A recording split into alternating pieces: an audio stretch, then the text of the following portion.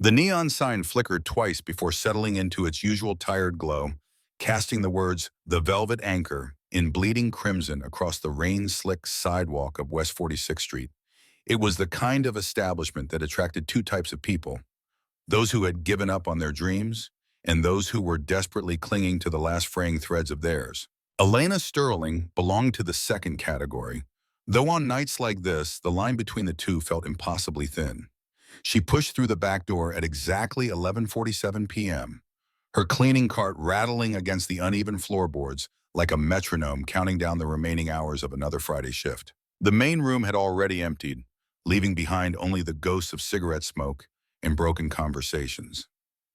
A few scattered glasses waited on tables like abandoned soldiers, their contents reflecting the dim amber lights above.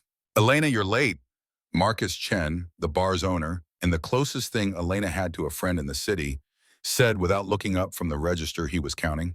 His voice carried no accusation, only the weary acceptance of someone who had seen too many talented people wash up on these shores. "Subway delay on the C line," she replied, already pulling on her rubber gloves.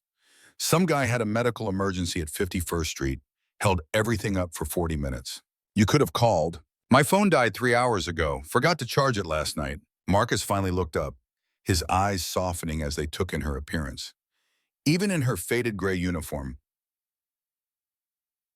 with her dark hair pulled back in a careless ponytail and exhaustion carved into every line of her face, there was something undeniably striking about Elena Sterling. It wasn't just her features, though those were remarkable enough. It was something in the way she moved, a grace that suggested her body remembered a different life, one where it had been trained for spotlights rather than mop buckets. "You look like hell," he said, not unkindly. "Thank you, Marcus. That's exactly what every 32-year-old woman wants to hear at midnight on a Friday." He reached beneath the counter and produced a plate covered in foil. "Maria made her chicken soup. Said you looked too skinny last week." Elena's throat tightened. She hadn't realized how hungry she was until this moment. The granola bar she'd eaten for lunch felt like a distant memory, belonging to someone else's body entirely. "Tell Maria I said thank you. Tell her yourself. She's convinced you're going to waste away if someone doesn't feed you properly." Elena carried the plate to the small break room, allowing herself exactly 7 minutes to eat before starting her rounds. The soup was perfect, rich with cilantro and a hint of lime that reminded her of summers she'd rather not think about. She ate mechanically, her mind already cataloging the tasks ahead: tables to wipe, floors to mop, glasses to polish, bathrooms to scrub, and then, if she was lucky, 2 hours of sleep before her morning shift at the coffee shop on Lexington Avenue. This was her life now. This was what remained of Elena Sterling, the girl who had once been called the voice of Rhinebeck, whose name had appeared in regional newspapers, and whose future had seemed as bright and inevitable as the sunrise. She finished the soup and returned to the main room, beginning her methodical circuit from table to table. The Velvet Anchor had seen better days, but there was still a certain dignity in its worn leather booths and vintage concert posters. Marcus had opened it 15 years ago as a haven for struggling musicians, a place where they could perform for tips and free drinks while waiting for their big break. Most of those musicians had moved on to other dreams or no dreams at all. But the bar remained, stubborn and defiant, against the tide of gentrification sweeping through Hell's Kitchen. Elena was wiping down the corner booth, the one tucked away in the shadows near the emergency exit, when she saw it, a crisp white envelope propped against the salt shaker like a small tent. Her heart stopped. No, not again. She looked around the empty room, searching for any sign of movement, any indication that someone was watching. But the shadows revealed nothing, and the only sound was the distant hum of the refrigerator behind the bar. Slowly, she reached for the envelope. It was high-quality paper, the kind that cost more per sheet than she spent on food in a day. Her name was written on the front in elegant, precise handwriting that seemed neither masculine nor feminine, simply careful, deliberate. Inside, she found two things.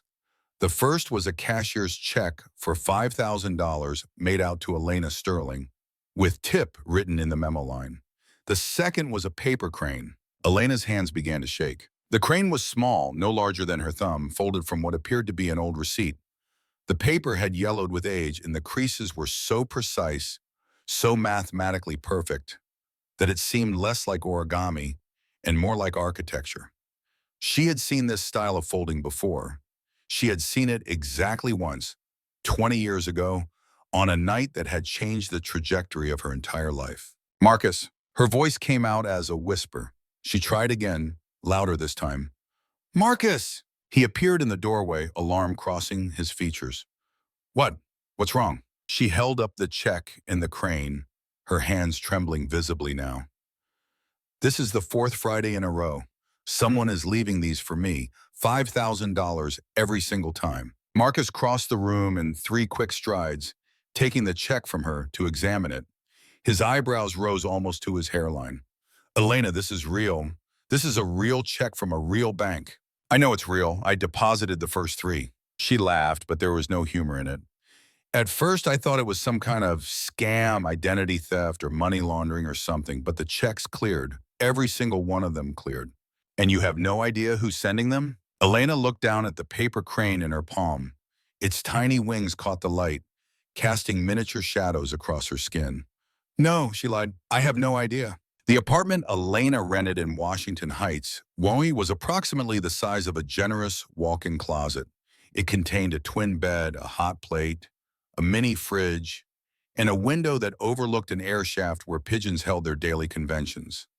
The bathroom was down the hall, shared with 7 other tenants, and the heating was unreliable at best, but it was hers.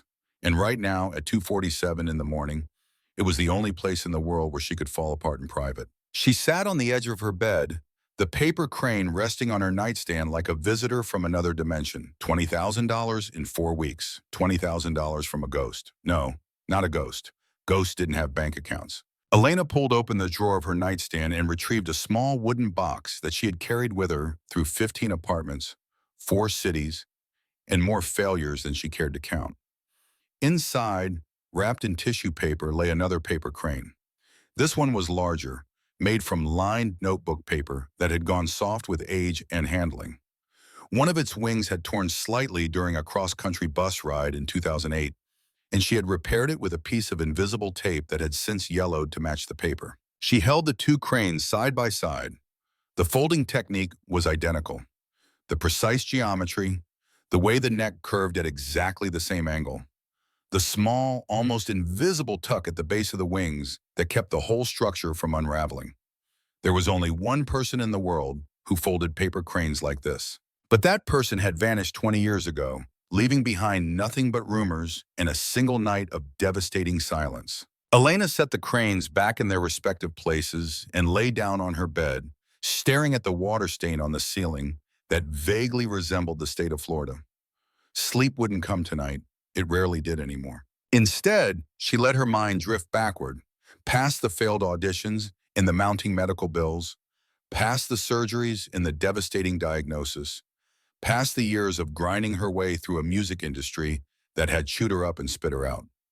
She drifted all the way back to Rhinebeck, to the autumn of 2004, to a 12-year-old boy with eyes the color of storm clouds and hands that could turn ordinary paper into magic. The St. Jude's Home for Children occupied a Victorian manor on the outskirts of Rhinebeck. Its once grand facade was now weathered by decades of Hudson Valley winters and insufficient maintenance budgets. The house had been built in 1887 by a railroad baron who had intended it as a summer retreat.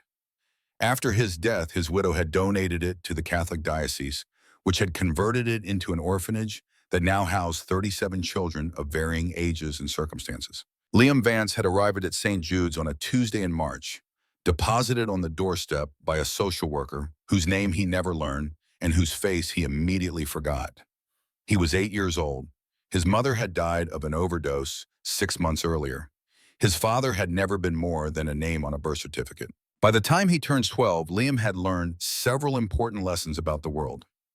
He had learned that large boys found smaller boys entertaining to torment. He had learned that clean clothes were a privilege, not a right. He had learned that adults, even kind ones, eventually look past you toward more pressing concerns. And he had learned that paper, when folded correctly, could become anything you wanted it to be. The library at St. Jude's was small and perpetually understocked, but it contained one treasure that Liam guarded jealously, a dog-eared copy of the complete book of origami by Robert J. Lang. He had discovered it wedged between a water-damaged encyclopedia and a collection of Reader's Digest condensed novels. And he had memorized every diagram, every technique, every mathematical principle that transformed flat sheets into three-dimensional sculptures. Paper was free. Paper was everywhere.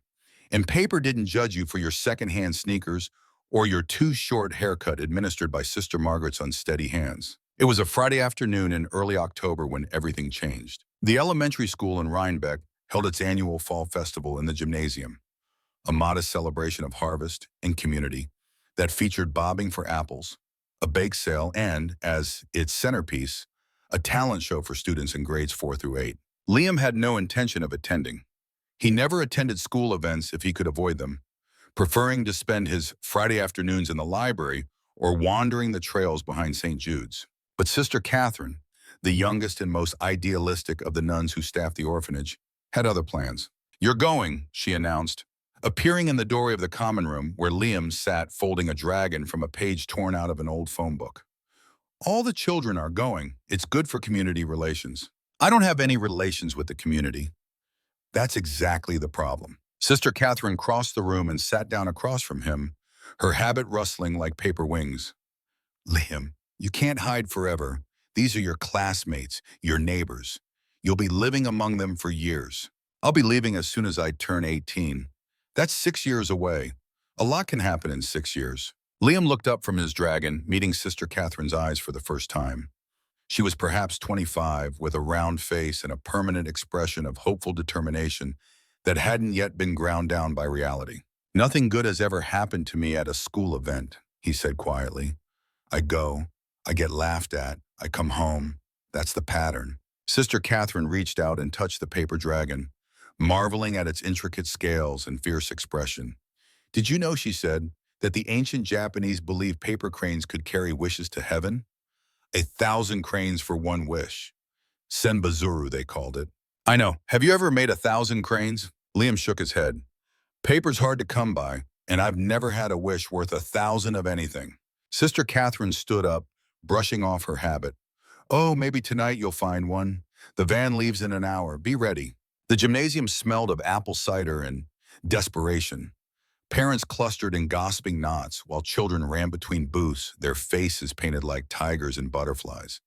And in one memorable case, what appeared to be a very confused-looking hamburger. Liam stood near the exit, counting the minutes until he could reasonably claim a headache and return to St. Jude's. That's when he heard her voice. It came from the stage at the far end of the gymnasium, where a girl in a simple blue dress was adjusting a microphone stand. She couldn't have been more than 12, with dark hair that fell past her shoulders and an expression of calm concentration that seemed out of place on such a young face. And then she began to sing. The song was Hallelujah, the Leonard Cohen version.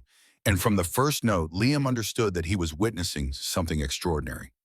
It wasn't just that her voice was technically proficient, though it was. It wasn't just that she hit every note with precision, though she did.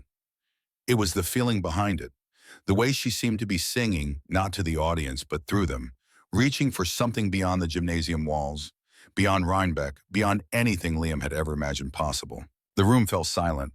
Even the kindergartners stopped their shrieking and turned to watch. When the final note faded, there was a moment of absolute stillness. And then the gymnasium erupted in applause so thunderous that the basketball hoops trembled on their hinges. Liam didn't applaud. He couldn't move. He couldn't breathe.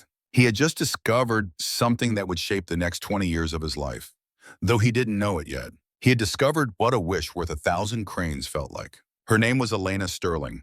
Her father taught music at the regional high school. Her mother had died when she was 6, a detail Liam learned 3 weeks later when he finally worked up the courage to speak to her. It happened in the school library, of all places. Liam had been sitting at his usual table in the back corner, folding a crane from a sheet of notebook paper, when a shadow fell across his work. "That's beautiful." He looked up.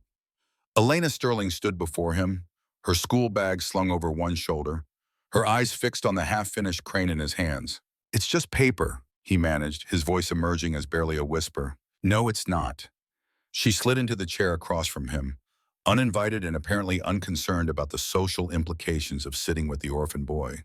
"It's mathematics and art and patience all combined. I read about origami once. The geometry is incredibly complex.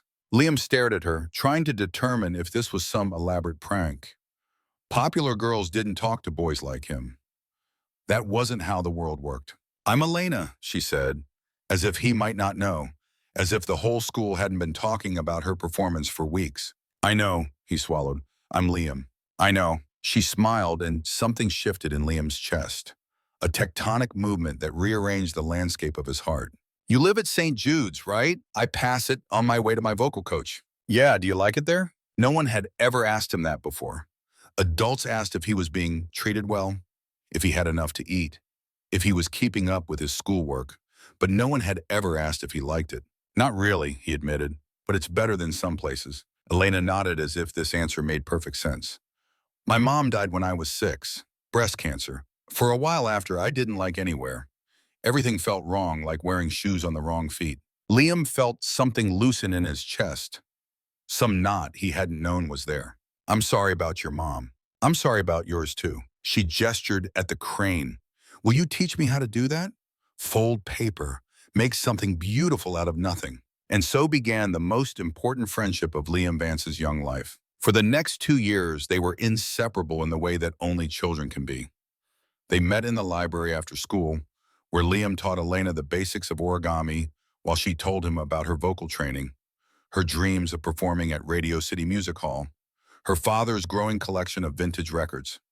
They walked the trails behind St. Jude's on weekends, talking about everything and nothing, building a world of shared jokes and private references that no one else could enter. Liam never told Elena how he felt. He was too practical for that, too aware of the chasm between their circumstances. She was the daughter of a respected teacher, destined for conservatories and concert halls. He was nobody from nowhere, destined for a minimum wage job and a slow fade into obscurity. Love wasn't something people like him got to have, but he could give her gifts. Paper cranes appeared in her locker, on her desk, tucked into the pages of her textbooks. Each one was different, some with patterned paper he had scavenged from discarded magazines, some with careful notations written on the wings before folding. He never signed them. He didn't have to. Elena knew. Why cranes? She asked one afternoon as they sat on the dock behind St. Jude's, watching the sunset over the Hudson. Because they mean something, Liam replied. 1,000 cranes for one wish. That's the legend. What would you wish for? He turned to look at her, this girl who had somehow become the center of his universe, and said the truest thing he had ever spoken. I'd wish to hear you sing at Radio City Music Hall from the front row, with all those lights on you and the whole world watching. Elena laughed, not mockingly, but with genuine delight. That's your wish? Not $1 million or superpowers? What would I do with $1 million or superpowers? He shrugged. I know what makes me happy, and watching you sing makes me happy. Elena was quiet for a long moment. Then she reached out and took his hand, her fingers intertwining with his as naturally as breathing. Then I promise, she said, someday when I sing at Radio City Music Hall, you'll be in the front row. No matter what. No matter what, Liam echoed. It was the first promise he had ever been given. It would not be the last one broken. Julian Thorne arrived in Rhinebeck like a storm system, all dark clouds and barely contained electricity. He was 15, the son of a Manhattan real estate developer who had recently purchased a country estate just outside town. Julian drove a brand new BMW convertible, wore clothes that cost more than most families spent on groceries in a month, and carried himself with the easy arrogance of someone who had never been told no.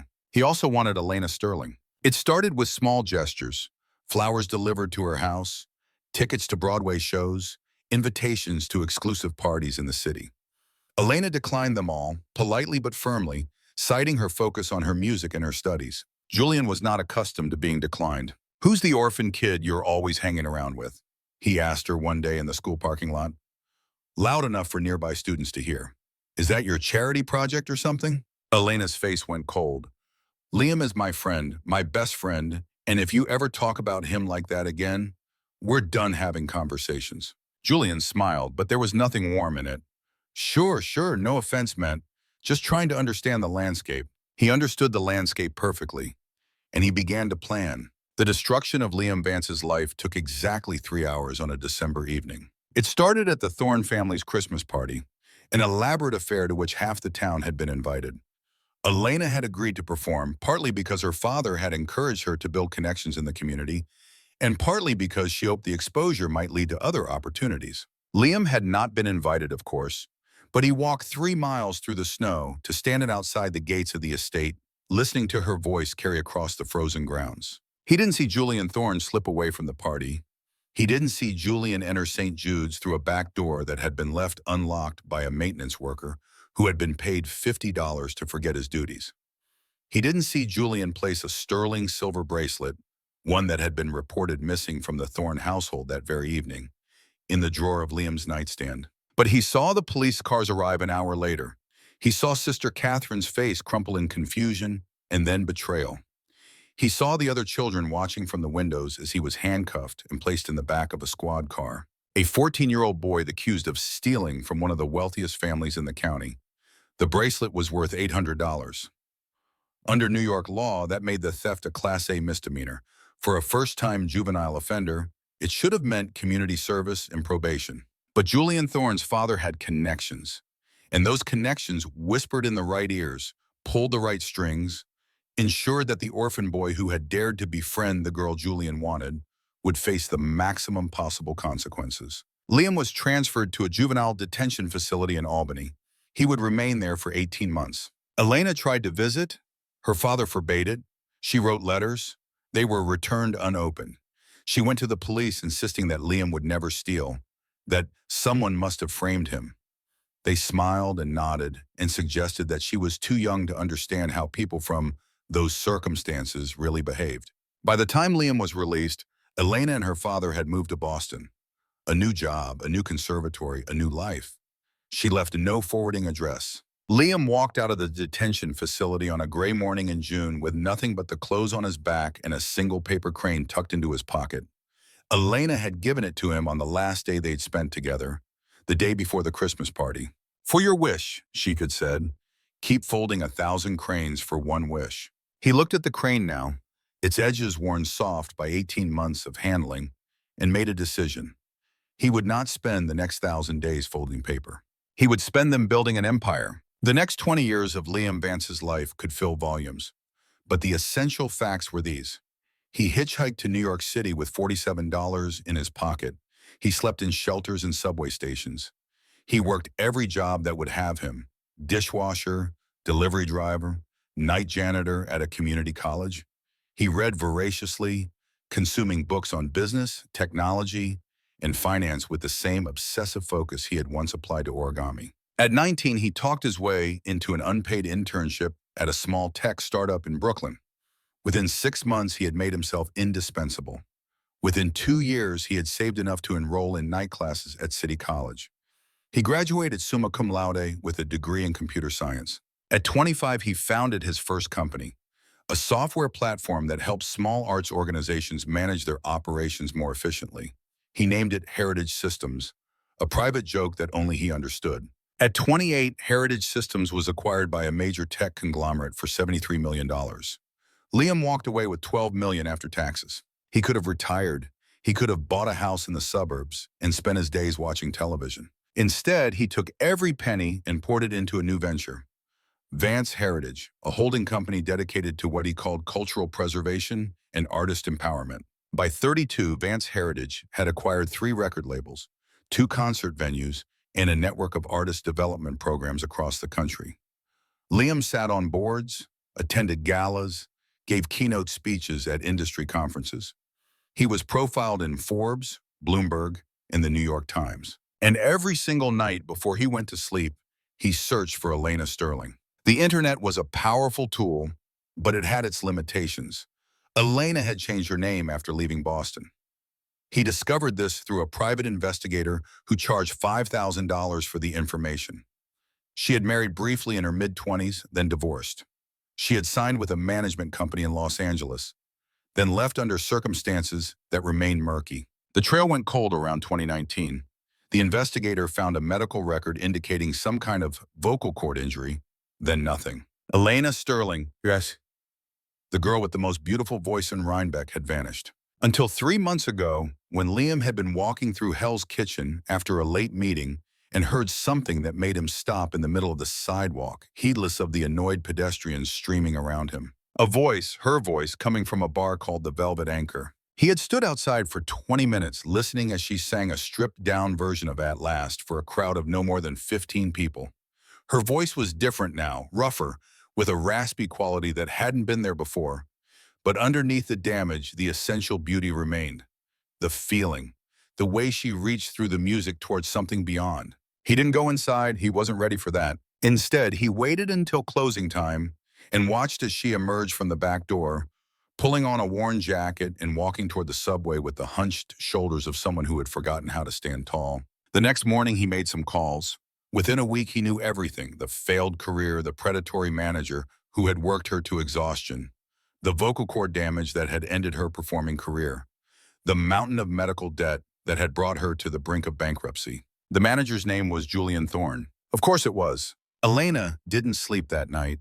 Instead, she sat at her tiny window watching the pigeons conduct their mysterious business on the air shaft ledge and tried to make sense of what was happening. $20,000, 4 paper cranes, 4 Friday nights. It couldn't be coincidence, but it also couldn't be what she thought it was. Liam Vance was gone. He had disappeared from her life 20 years ago, swallowed by a system designed to crush boys like him. And despite years of searching, she had never found a trace. She had tried. God, how she had tried.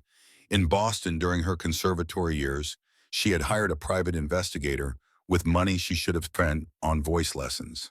He found nothing. After college, when she moved to Los Angeles to pursue her career, she had tried again. Still nothing. It was as if Liam Vance had never existed. Eventually, she had stopped looking, not because she had stopped caring, but because the searching had become another form of pain. A wound she reopened every time she typed his name into a search engine and found only silence. And then Julian Thorne had entered her life for the second time. He had seemed like a savior at first, a successful manager who saw her potential, who promised to make her a star. She didn't recognize him. 20 years had changed them both, and he had never mentioned Rhinebeck. By the time she realized who he was, she was already trapped in a contract that gave him control over every aspect of her career. The next 5 years were a blur of overwork and manipulation. Julian pushed her to perform constantly, to record constantly, to promote constantly. He dismissed her concerns about vocal strain as diva behavior. When she finally collapsed on stage during a concert in Seattle, her vocal cords hemorrhaging from the abuse, he dropped her within a week. Damaged goods, he had called her, as if she were a product rather than a person. The lawsuits that followed took everything: her savings, her home, her reputation. Julian's lawyers were better than anything she could afford. And by the time the dust settled, she owed him $200,000 in breach of contract damages. That was 2 years ago. Since then, she had been surviving, cleaning bars, serving coffee, occasionally singing for tips at places like the Velvet Anchor when her voice cooperated and the pain wasn't too severe. And now, somehow, someone was leaving her paper cranes. The following Monday, Elena received a letter that would change everything. It arrived at the Velvet Anchor, addressed to her by name in the same elegant handwriting as the envelopes containing the checks. Inside was a single sheet of cream-colored stationery bearing a corporate letterhead: Vance Heritage Limited. Dear Miss Sterling, I am writing on behalf of the Vance Heritage Foundation to invite you to interview for the position of Musical Heritage Consultant for our upcoming project on American folk traditions. Based on your background in vocal performance and your extensive knowledge of traditional music forms, we believe you would be an ideal candidate for this role. The position offers a competitive salary, comprehensive health benefits, and, should you be selected, full coverage of any medical procedures related to vocal rehabilitation as part of our commitment to artist welfare. Please contact our offices at your earliest convenience to schedule an interview. We look forward to hearing from you. Sincerely, Leo Chen, Senior Project Coordinator, Vance Heritage Foundation. Elena read the letter 3 times. Then she opened her laptop, typed Vance Heritage Foundation into the search bar, and felt her breath catch in her throat. The foundation was real.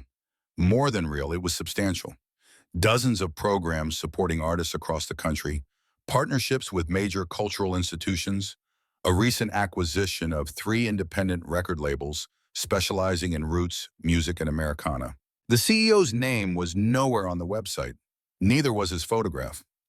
But something about the organization's mission statement, its focus on preserving the voices that history had tried to silence, made Elena's hands tremble as she reached for her phone. The Vance Heritage Foundation occupied the top 3 floors of a renovated warehouse in Tribeca.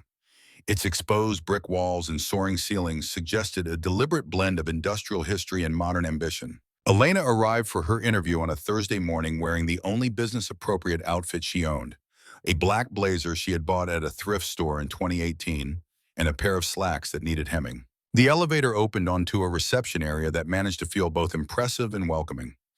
Vintage concert posters lined the walls, interspersed with folk art and photographs of musicians from what appeared to be every era and genre imaginable.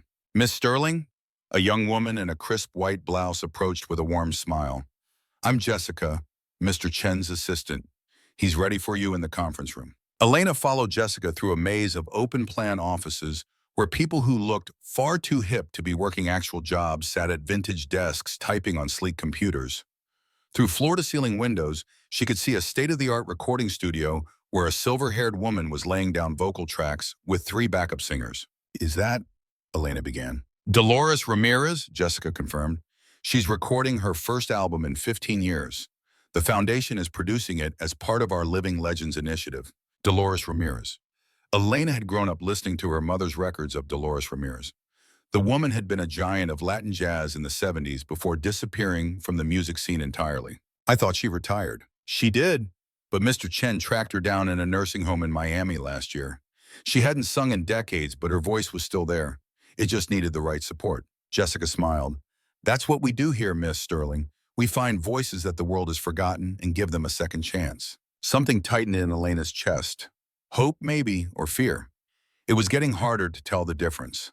The conference room was smaller than she had expected, intimate rather than imposing. A single man sat at the table, his back to the window, so that the morning light turned him into a silhouette. Miss Sterling, he said, rising to greet her. Thank you for coming. I'm Leo Chen. As he stepped forward into the light, Elena took in his appearance. Mid-30s, East Asian features, wire-rimmed glasses, an expensive suit worn with the casual ease of someone who had stopped thinking about money a long time ago. He was handsome in a quiet way, with kind eyes and a slight smile that suggested he knew something she didn't. She didn't recognize him. She had no reason to. The man standing before her had spent 6 months working with a voice coach to eliminate any trace of his upstate accent. He had grown a beard, then shaved it, then grown it again differently.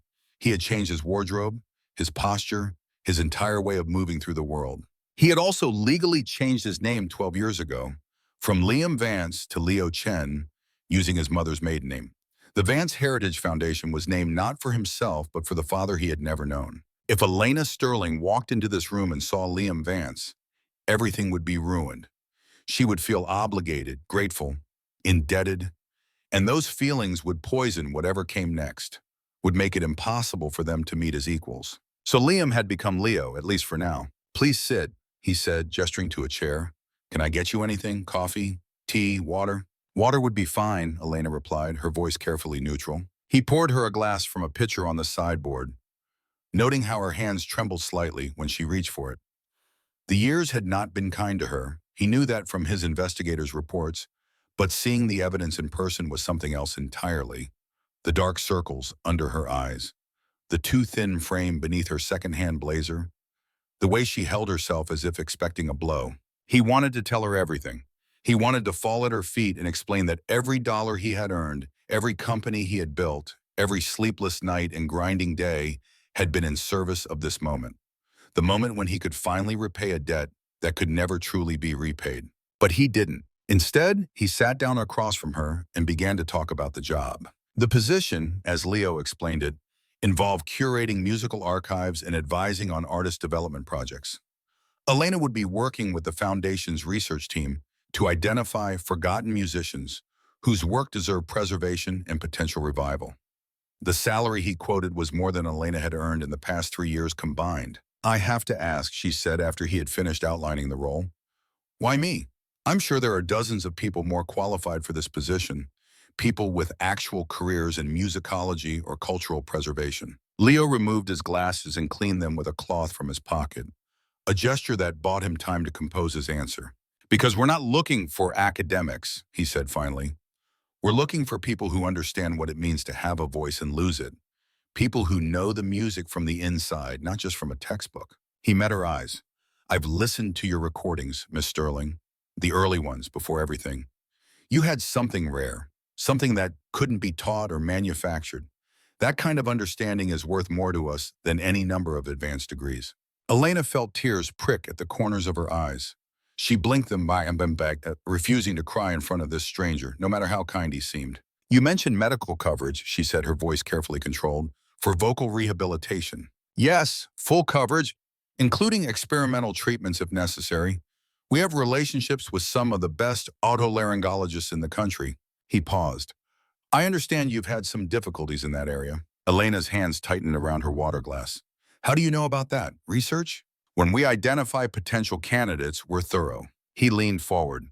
Miss Sterling, I won't pretend to understand everything you've been through, but I do know that your voice isn't gone. It's just buried under scar tissue and trauma and years of being told you were finished. With the right support, the right treatment, I believe you could sing again. Really sing the way you were meant to. For a long moment, Elena said nothing. The sunlight shifted across the conference table, drawing patterns that seemed almost like musical notation. Why, she asked finally. Why would a foundation I've never heard of, run by people I've never met, want to invest so much in someone the entire industry has written off? Leo smiled, and for just an instant, something flickered behind his eyes. Something that might have been pain or love, or the ghost of a 14-year-old boy standing in the snow outside a Christmas party, listening to a girl sing. Because that's what we do, he said. We find voices that deserve to be heard. Elena started Advanced Heritage the following Monday. She had expected the work to be difficult, and it was. She spent her days in the Foundation's archives, listening to scratchy recordings of long-forgotten musicians, researching their histories, writing reports on their potential for revival. It was painstaking, detailed labor that required skills she hadn't used in years, but it was also unexpectedly healing. There was something profound about immersing herself in these stories of artistic struggle and resilience.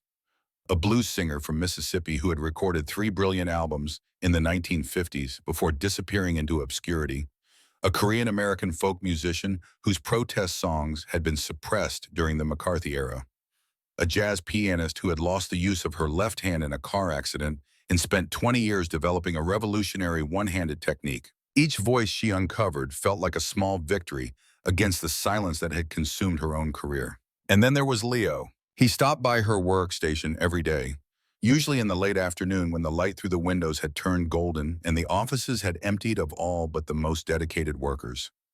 He would ask about her research, offer suggestions, share stories about the musicians the Foundation had already revived. He seemed genuinely interested in her opinions, her ideas, her perspectives on the material she was studying. Elena found herself looking forward to these conversations more than she wanted to admit. You're here late again, she observed one Thursday evening, looking up from a collection of field recordings from the Appalachian region. Leo shrugged, settling into the chair beside her desk. I don't sleep much. Never have. Bad dreams, something like that. He picked up a photograph from her desk, a sepia-toned image of a woman holding a dulcimer. Emmeline Cross, 1923, one of the last practitioners of a mountain singing tradition that went back 200 years. You know her? I know all of them. He set the photograph down gently. That's the point, isn't it? Someone has to remember. Someone has to care enough to keep these voices alive. Elena studied his profile in the fading light. There was something familiar about him, something she couldn't quite place. The way he held himself, the careful precision of his movements, the slight hesitation before he spoke as if weighing each word. Can I ask you something personal, she said. You can ask. I can't promise I'll answer. Why did you start this foundation? The mission statement talks about preserving forgotten voices, but that doesn't explain why you personally care so much. There must be a story. Leo was quiet for a long moment. When he spoke, his voice was softer than she had ever heard it. When I was young, he said, I knew someone with a voice like nothing I'd ever heard. She could sing a song and make you feel like the whole world had stopped to listen. I thought she was going to be famous someday. I thought everyone would know her name. What happened to her? Life happened the way it does. He turned to face her, and in the dim light, his eyes seemed to hold depths she hadn't noticed before. I lost touch with her years ago, but I never forgot what her voice meant to me. I guess in some way, everything I've built since then has been about creating a world where voices like hers don't get lost. Elena felt her breath catch. For a moment, just a moment, she thought she saw something in his expression. A recognition, a connection that stretched back through decades of silence. But the moment passed and Leo stood up, straightening his jacket. "You should go home," he said. "Get some rest. We have a big day tomorrow." "Tomorrow?" "Your first doctor's appointment. Dr. Rebecca Okonkwo at Mount Sinai. She's the best in the field." He smiled. "It's time to start putting your voice back together." The rehabilitation process was harder than anything Elena had ever done. Dr. Okonkwo was a small woman with graying locks and a no-nonsense demeanor that made Elena feel simultaneously terrified and safe. She examined Elena's vocal cords with a scope that felt like it was threading directly into her soul, and then delivered her verdict with characteristic bluntness. "You have significant scarring on both cords, worse on the right than the left. There's also evidence of long-term strain damage that's contributed to the hoarseness in your speaking voice. The good news is that none of this is permanent. The bad? Fixing it will require surgery followed by at least 6 months of intensive therapy." Elena sat in the examination chair trying to process what she was hearing. "And after that, will I be able to sing again?" Dr. Okonkwo removed her glasses and looked at Elena with something approaching compassion. "That depends on what you mean by sing. Will you be able to carry a tune, perform at a friend's birthday party, join a community choir?" "Almost certainly. But if you're asking whether you'll be able to perform at a professional level, compete with younger singers who haven't spent years abusing their instruments." She paused. "That's a harder question, but it's possible. I've seen patients make remarkable recoveries, but I have also seen patients who did everything right and still wouldn't get back what they'd lost. The human voice is remarkably resilient, but it's also remarkably fragile. There are no guarantees." Elena thought about the $20,000 she had already received, the job that paid her more than she'd ever earned, the medical coverage that was making this conversation possible. "When can we start?" she asked. The surgery took place 2 weeks later, on a Tuesday morning that dawned gray and cold. Elena had never been particularly religious, but as she lay in the pre-op area waiting for the anesthesia to take effect, she found herself praying to a God she wasn't sure existed. "Please," she thought, "please let me sing again. Just one more time, just one more song." The last thing she saw before the darkness took her was Leo Chen standing in the doorway, watching her with an expression she couldn't quite read. Recovery was measured in whispers. For the first 2 weeks after surgery, Elena wasn't allowed to speak at all. She communicated through written notes and text messages, her throat wrapped in bandages that made her feel like a mummy in some ancient Egyptian tomb. Leo visited every day, bringing flowers and books and small gifts that seemed designed specifically for someone who couldn't respond verbally. A puzzle box that played music when solved, a kaleidoscope that transformed light into abstract patterns, an origami kit with instructions for folding 100 different animals. The origami kit made her cry. She didn't know why exactly. Maybe it was the hormones from the surgery or the stress of recovery or something deeper she couldn't name. But she sat in her hospital bed with folded paper scattered across the sheets, weeping silently while Leo pretended to read a magazine in the corner.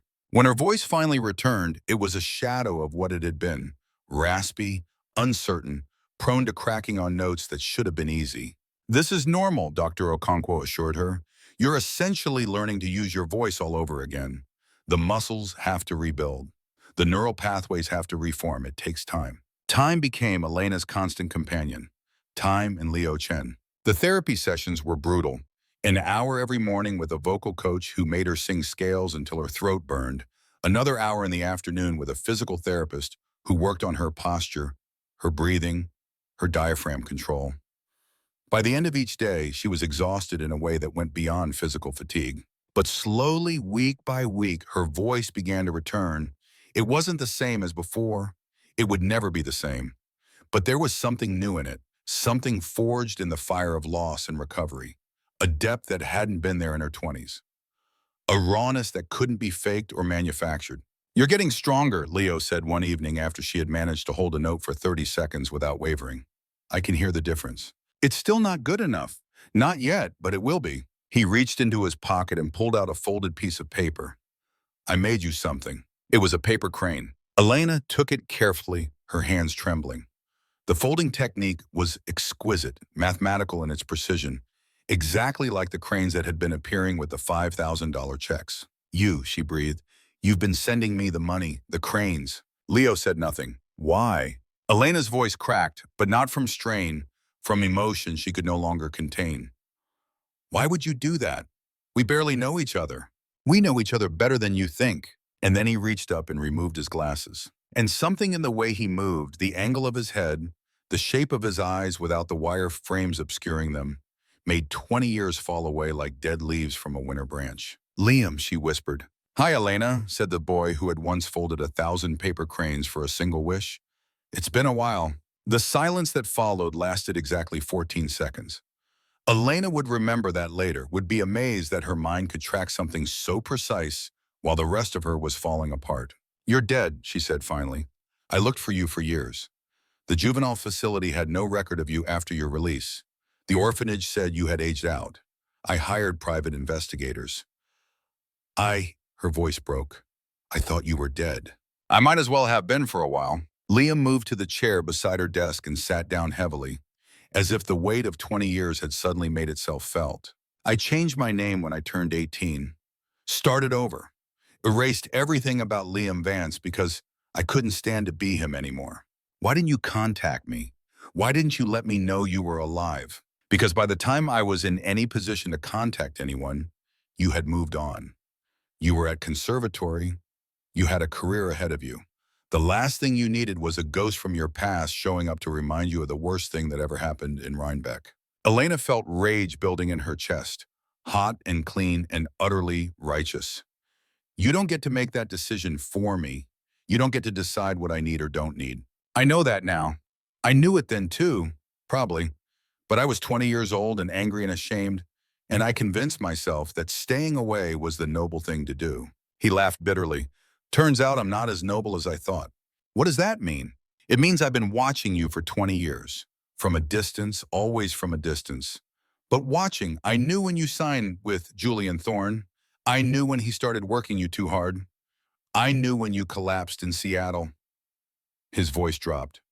I knew when he threw you away like garbage. Elena stared at him. You knew Julian Thorne was responsible for what happened to you in Rhinebeck? I figured it out eventually.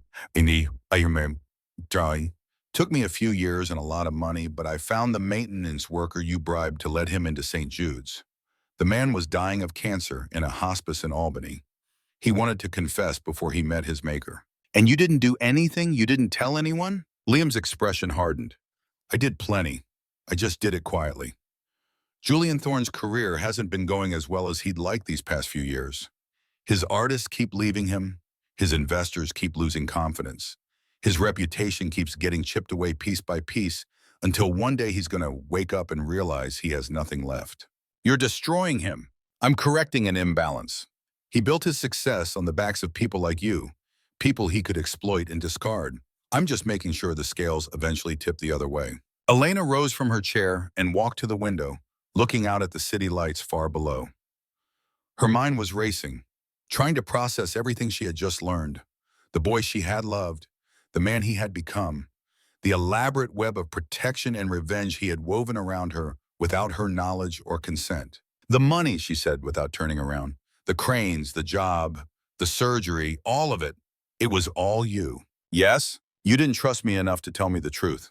I didn't trust myself enough. Liam's voice was raw. I didn't know if I could be near you without telling you everything. And I didn't know if telling you everything would help or hurt. So I did what I've always done. I protected you from a distance. I gave you what you needed without asking for anything in return. That's not protection, Liam, that's control. She turned to face him, and he could see the tears streaming down her face. You made decisions about my life without consulting me. You decided what I needed, what I could handle, what was best for me. Just like Julian did, just like every man who's ever thought he knew better. The words hit him like physical blows. He opened his mouth to defend himself, to explain, to justify, but nothing came out because she was right. He had told himself he was being selfless, noble. that he was protecting Elena from the burden of gratitude, from the awkwardness of their shared history. But the truth was simpler and uglier. He had been afraid. Afraid that she wouldn't want him. Afraid that she would look at the tycoon he had become and see only the poor orphan boy he had once been. Afraid that the love he had carried for 20 years would turn out to be nothing but a childhood fantasy, dissolving the moment it touched reality. So he had hidden, and in hiding he had denied Elena the one thing she had always given him freely, the chance to make her own choices. "I'm sorry," he said, and meant it more than he had ever meant anything. "I'm sorry, Elena. I was wrong." She wiped her eyes with the back of her hand, a gesture so achingly familiar that it transported him back to the dock behind St. Jude's, to autumn afternoons and paper cranes and promises made under Hudson Valley skies. "Yes," she said, "you were." And then she walked out of the office, leaving him alone with the weight of his mistakes. 3 weeks later, Julian Thorne threw the most spectacular party New York had seen in years. The venue was the Temple of Dendur at the Metropolitan Museum of Art, that magnificent ancient monument transported from Egypt and reassembled under a soaring glass wall that looked out over Central Park. Julian had reportedly spent $2 million transforming the space into a monument to his own success, with champagne fountains, ice sculptures, and a string quartet playing contemporary pop arrangements. The guest list read like a who's who of the entertainment industry: label executives, talent agents, Grammy winners. Everyone who mattered in the music world had received an invitation to celebrate the 20th anniversary of Thorne Management. Elena Sterling had not received an invitation. She arrived anyway. The security guard at the entrance did a double take when he saw her. "Ma'am, I'll need to see your invitation." "I don't have one." Elena was wearing a red dress she had found in a vintage shop in Brooklyn, a relic from someone else's glamorous past that fit her like it had been designed specifically for this moment. "But you can tell Mr. Thorne that Elena Sterling is here to settle our account." The guard reached for his radio. Within minutes, Julian Thorne himself emerged from the glittering crowd, his face a mask of incredulous fury. "You have some nerve showing up here," he said, his voice low enough that the nearby guests couldn't hear. "After everything you've cost me, after everything I've cost you." Hannah laughed, and the sound carried across the marble floor like music. "I cost you nothing, Julian. I gave you everything, my voice, my trust, my best years, and you threw me away the moment I was no longer useful.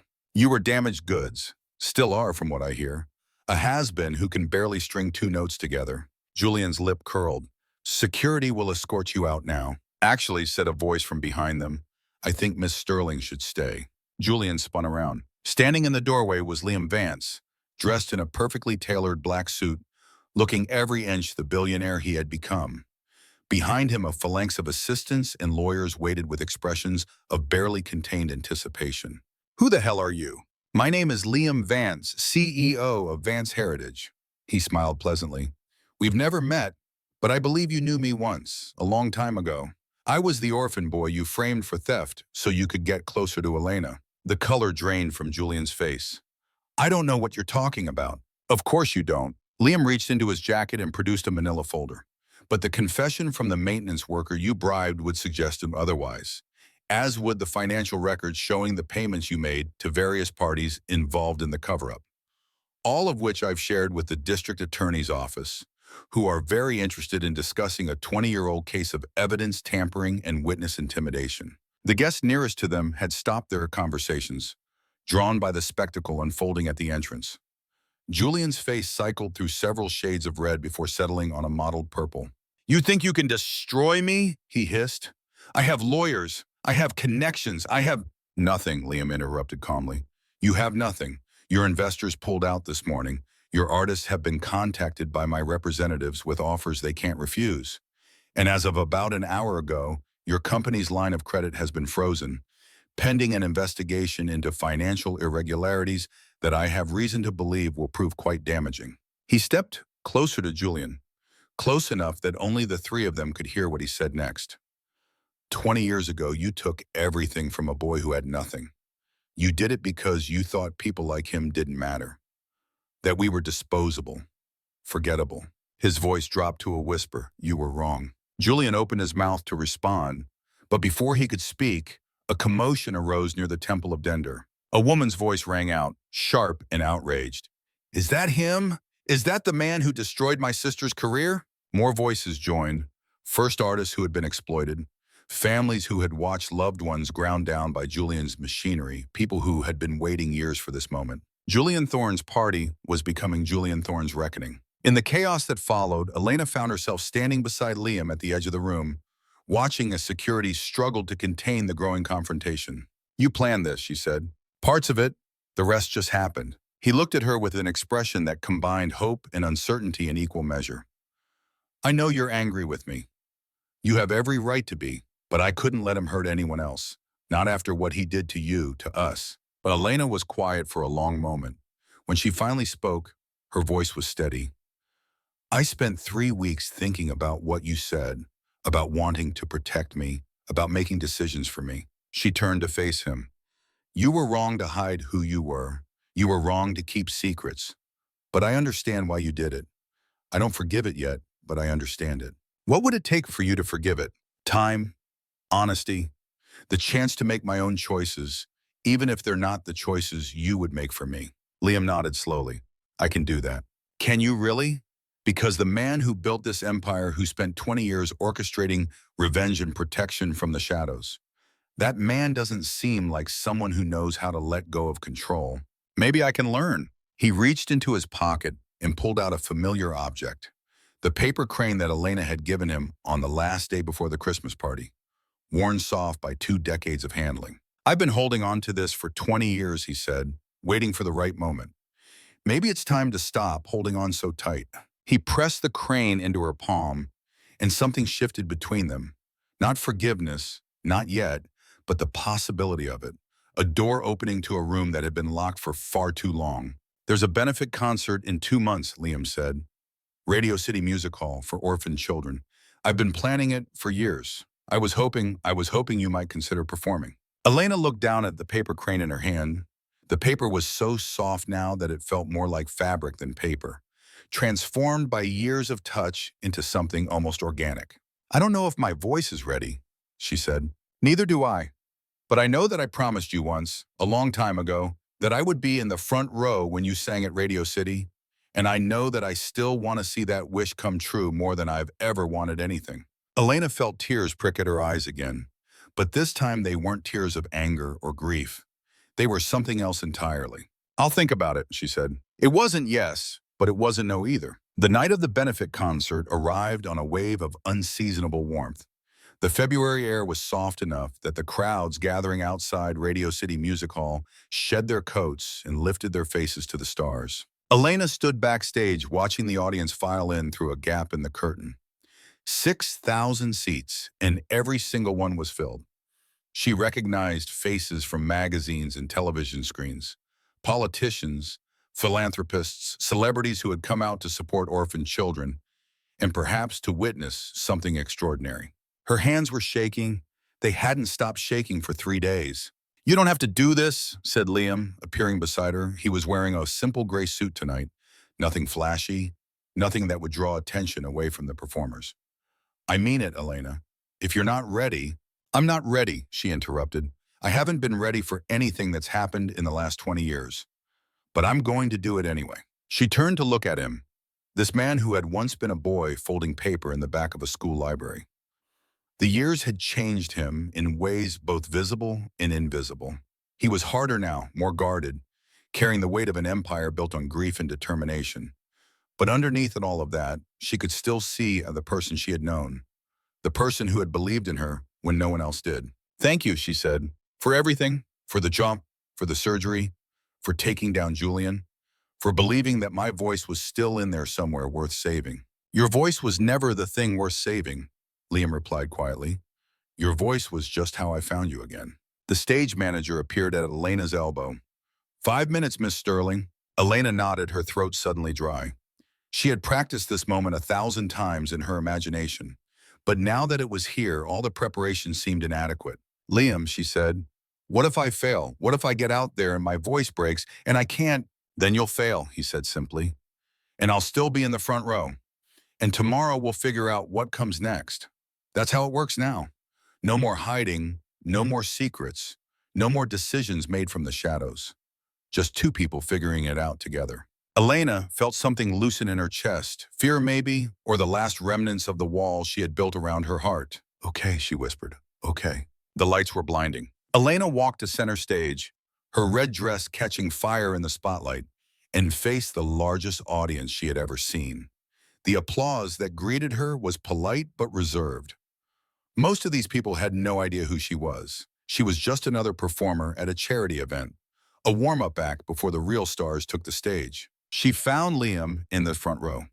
He was leaning forward in his seat, his hands clasped in front of him, his eyes fixed on her with an intensity that had seemed to dim everything else in the room. I promised, his expression said.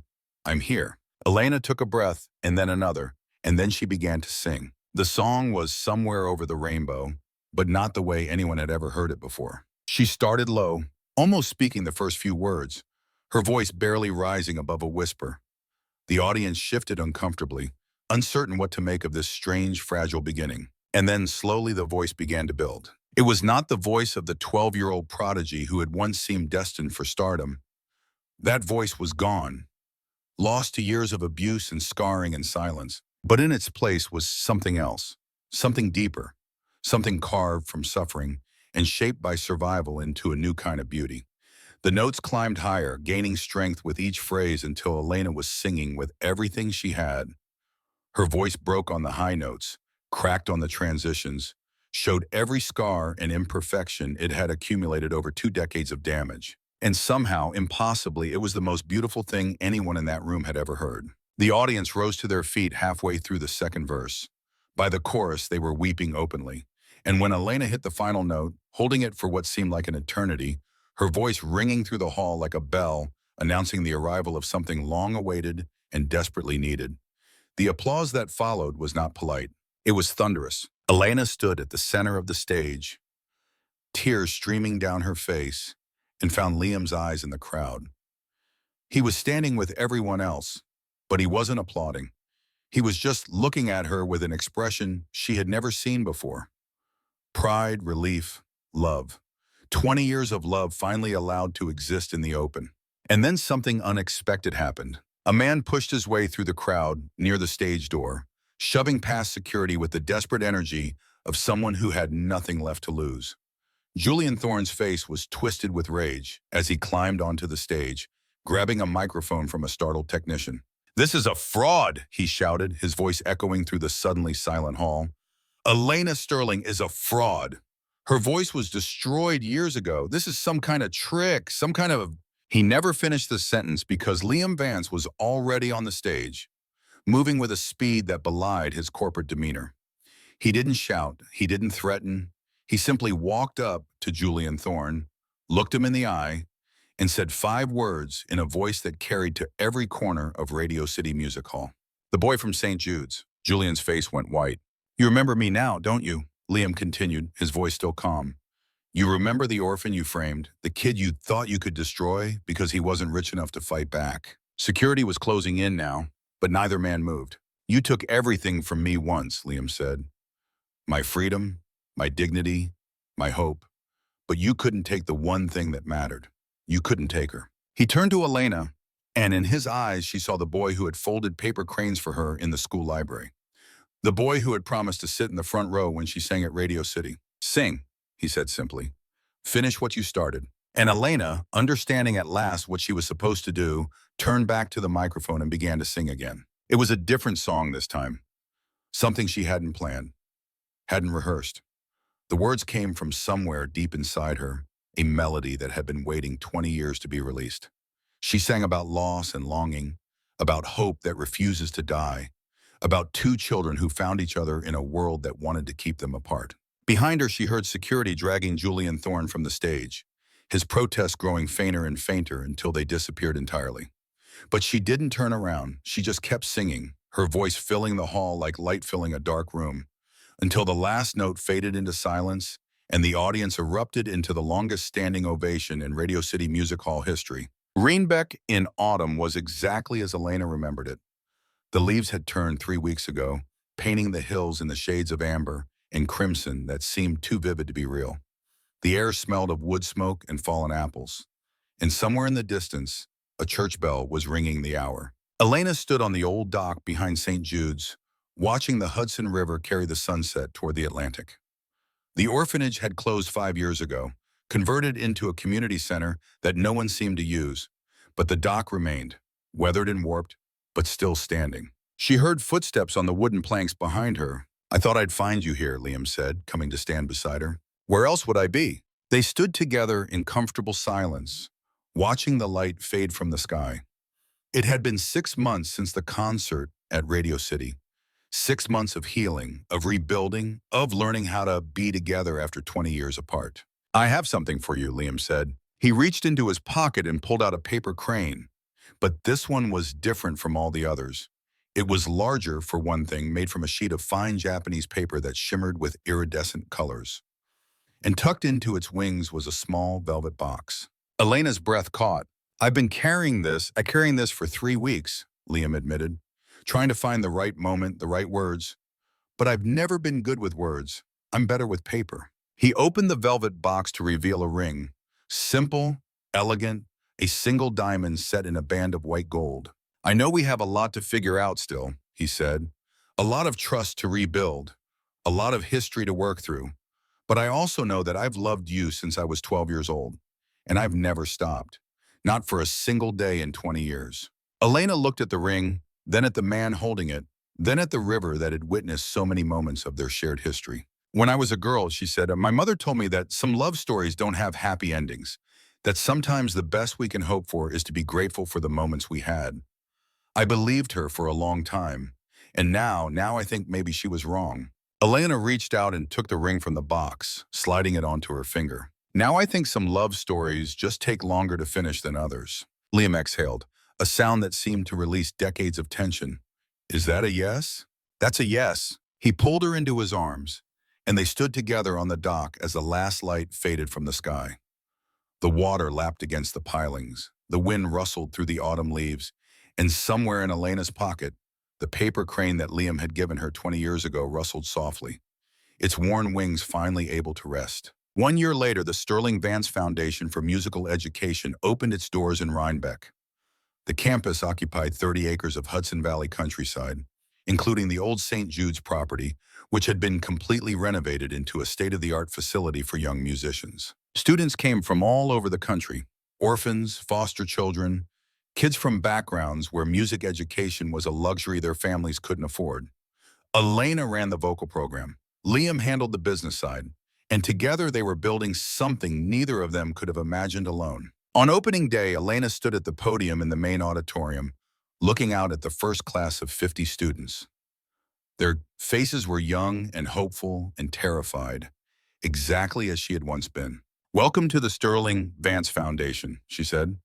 "I'm going to tell you a story. It's about a boy who had nothing except a gift for folding paper and a girl who had nothing except a voice that wouldn't stay silent. It's about how they found each other and lost each other and found each other again across 20 years in 1,000 paper cranes." She paused, feeling Liam's hand close around hers. "But mostly," she continued, "it's about the power of one simple belief, that every voice deserves to be heard, even the ones the world has forgotten, even the ones that have been silenced, even the ones that have to wait 20 years to sing their song." She looked at Liam and he smiled. "So here's my promise to you," Elena said. "We will never forget your voice. We will never let it be silenced. And we will do everything in our power to help you sing your song, whatever that song might be." In the audience, a young girl raised her hand. She couldn't have been more than 8 years old, with dark hair and eyes that seemed to hold wisdom beyond her years. "What happened to the paper cranes?" she asked. "Did the boy ever finish folding 1,000? Elena smiled. "Actually, he's still working on it. Every month he folds another one and adds it to the collection. He says he's up to 993 now. What's he going to wish for when he finishes?" Elena looked at Liam, at the ring on her finger, at the auditorium full of young musicians whose lives were about to change forever. "I think," she said, "the wish already came true." And so the boy who once had nothing but paper and dreams stood beside the girl whose voice had saved his soul. 20 years of silence, 20 years of waiting, 20 years of folding cranes toward a single wish. Some love stories don't need 1,000 cranes to come true. They just need two people brave enough to find each other again. In the quiet magic of paper cranes and a voice that refused to stay silent, Elena and Liam's story reminds us that the deepest wounds of life, betrayal, loss, silence, do not have the final word. 20 years of separation, pain, and unspoken love taught us that true redemption never comes from revenge alone, but from the courage to step out of the shadows, to forgive not because it's easy, but because healing demands honesty and choice. Liam's empire of protection became a cage until he learned to let go. Elena's broken voice became her greatest strength when she chose to sing again, scars and all. This is the tender, aching truth. Kindness planted in childhood can bloom decades later, and love, patient, flawed, enduring, has the power to rebuild what cruelty tried to destroy. Sometimes the most beautiful songs are the ones sung through tears, proving that no one is ever truly lost if someone still believes their voice matters. What moment in this story touched your heart the deepest? Share your own story of second chances or unspoken love in the comments. I read every single one. And if tales of resilience, forgiveness, and quiet miracles move you, hit that subscribe button and turn on notifications. Let's keep finding light in the stories that remind us we're never alone.